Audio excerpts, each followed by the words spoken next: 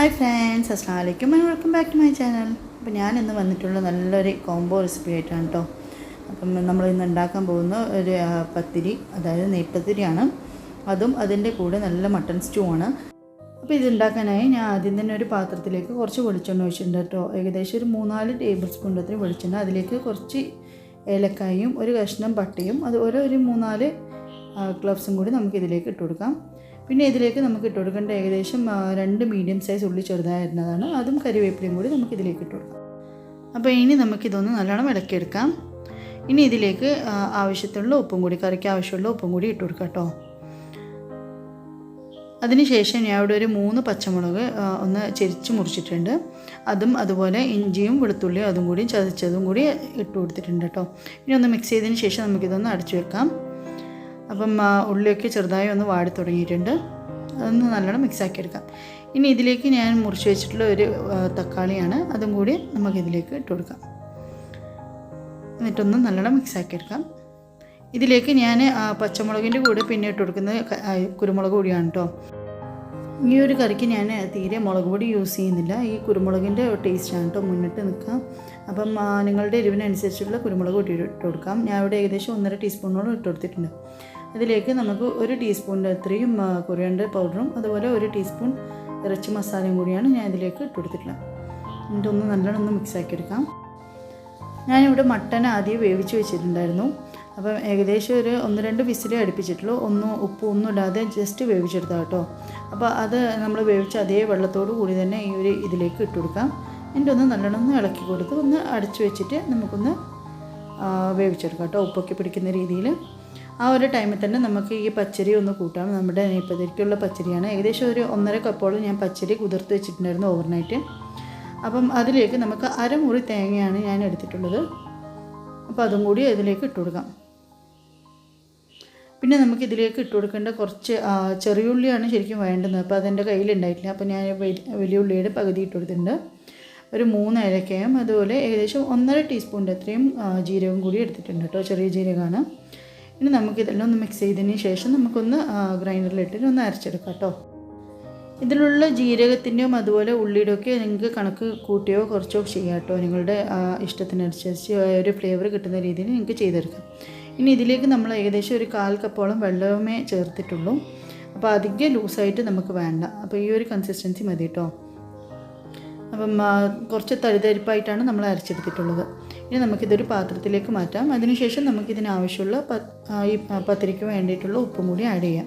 ഇതൊന്ന് നല്ലോണം മിക്സാക്കി എടുത്തതിന് ശേഷം നമുക്കിതിലേക്ക് അരിപ്പൊടി ആഡ് ചെയ്ത് കൊടുക്കാം കേട്ടോ. അപ്പോൾ ഇതിലേക്ക് നമുക്ക് ആവശ്യത്തിലുള്ള പത്തിരിപ്പൊടി ആഡ് ചെയ്ത് കൊടുക്കുക. ഇതിന് ഞാൻ കണക്ക് പറയുന്നില്ല. ഇത് മിക്സാക്കി ഏകദേശം നമ്മളുടെ ഒരു പത്തിരിക്കൊക്കെ ആവശ്യമുള്ള ആ ഒരു കൺസിസ്റ്റൻസി ഉണ്ടല്ലോ, കുഴച്ചെടുക്കാൻ പറ്റിയ ആ ഒരു രീതിയിലായി കിട്ടുന്ന അത്രയും വേണ്ടി വരും കേട്ടോ അരിപ്പൊടി. അപ്പോൾ ഞാനിപ്പം ഏകദേശം ആ 3 വലിയൊരു സ്പൂണിൻ്റെ അത്രയാണ് എടുത്തിട്ടുള്ളത്. അപ്പോൾ അതെനിക്ക് മതിയായിരുന്നു. നമ്മൾ അത്രയും കട്ടിയിലാണ് ഇത് അരച്ചിട്ടുള്ളത്. അധികം ഒന്നും ആവശ്യം വേണ്ടി വന്നിട്ടില്ല കേട്ടോ. അപ്പോൾ ഇതൊന്ന് നല്ലോണം മിക്സാക്കി എടുക്കാം ആദ്യം. എന്നിട്ട് വീണ്ടും കൈവച്ച് കുഴച്ച് ഒരു മാവ് പരുവത്തിലാക്കി എടുക്കാം. ചപ്പാത്തിക്കൊക്കെ കുഴച്ചെടുക്കുന്ന പോലെ നമുക്കൊന്ന് കുഴച്ചെടുക്കാം കേട്ടോ. അപ്പം ഏകദേശം നല്ലൊരു കൺസിസ്റ്റൻസി ആയി കിട്ടിയിട്ടുണ്ട്. നമുക്ക് കുഴച്ച് കിട്ടിയിട്ടുണ്ട്. അപ്പോൾ ഇടയ്ക്കൊന്ന് നമ്മുടെ കറിയൊന്നും നോക്കാൻ മറക്കരുത് കേട്ടോ.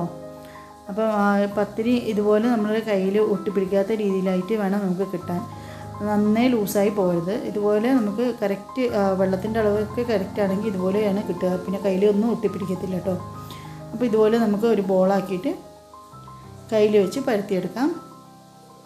അപ്പോൾ ഇതുപോലെ ഒന്ന് റൗണ്ടാക്കി എടുക്കാം കേട്ടോ. ചെറിയ നമ്മളുടെ പൂരിയുടെ ഒക്കെ വലുപ്പത്തിലാണ് നമ്മൾ ഇത് ചെയ്തെടുക്കുന്നത്. അപ്പം ഈ ഒരു നെയ്പത്തിരി നമ്മൾ ഡീപ്പ് ഫ്രൈ ആണ് കേട്ടോ ചെയ്യുന്നത്. അപ്പോൾ ഞാൻ ഇവിടെ ഒരു കടായി ചൂടാക്കി അതിലേക്ക് എണ്ണ ഒഴിച്ച് ഒന്ന് ചൂടാക്കി എടുത്തിട്ടുണ്ട്. അപ്പോൾ ഞാൻ ഇവിടെ സൺഫ്ലവർ ഓയിലാണ് കേട്ടോ യൂസ് ചെയ്തിട്ടുള്ളത്. അപ്പോൾ അത് ഇട്ടതിന് ശേഷം ചെറുതായി ഒന്ന് എണ്ണ തട്ടി കൊടുക്കാം ഇതുപോലെ. എന്നിട്ട് നമുക്ക് 2 സൈഡും ഒന്ന് തിരിച്ചിട്ട് ഗോൾഡൻ കളർ ആവുന്നവരെ ആക്കിയെടുക്കാം കേട്ടോ. ഇത് നല്ലോണം ഒന്ന് ഫ്ലഫിയായി കിട്ടും. നിങ്ങൾക്ക് ഈ വീഡിയോയിൽ കാണുന്നുണ്ടാവില്ല. അപ്പം ഇതുപോലെ നല്ലോണം നമ്മുടെ പൂരിയൊക്കെ പൊന്തുന്ന പോലെ തന്നെ 2 സൈഡും പൊന്തി കിട്ടും കേട്ടോ. അപ്പോൾ ആദ്യത്തേതായിട്ടുണ്ട്. ഇതുപോലെ തന്നെ നമുക്ക് ബാക്കിയുള്ളതും കൂടി ആക്കിയെടുക്കാം.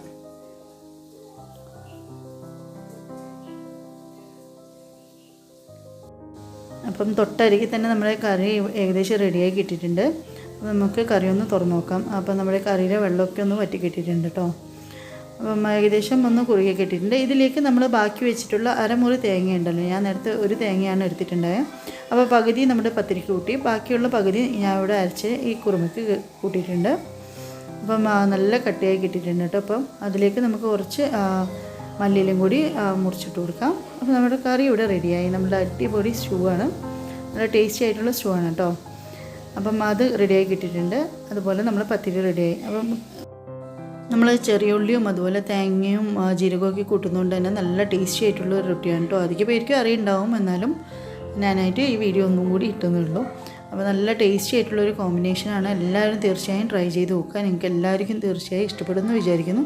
ഇന്നത്തെ എൻ്റെ വീഡിയോ ഇഷ്ടമായിട്ടുണ്ടെങ്കിൽ ലൈക്കും സബും ഒന്നും മറക്കരുത്. അതുപോലെ ആദ്യമായി കാണുന്നവരുണ്ടെങ്കിൽ സബ്സ്ക്രൈബ് ചെയ്യാനും തൊട്ടടുത്തുള്ള ബെല്ലൈക്കൺ പ്രസ് ചെയ്യാനും മറക്കരുത് കേട്ടോ. Thank you for watching.